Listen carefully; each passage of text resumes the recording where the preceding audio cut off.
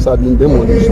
As a senior elder statesman in Anambra State, one, and as a senator, what's your call to those in charge of Lagos State? These are the issues we are going to tackle in the 10th National Assembly. We cannot suffer xenophobia in Nigeria. An Igbo man in Nigeria should not be treated as an enemy in any part of Nigeria, particularly Lagos, that the Igbos have developed, invested so much resources to make it a model city and a very viable commercial city at that. The Igbos must be left to live in peace in Lagos. Even this platform that has been appointed the United Nations mayor for world peace is a platform with which I can engage the people of Lagos, including the government of Lagos State, but particularly the president of Nigeria. When we go back, we are going to tackle this issue.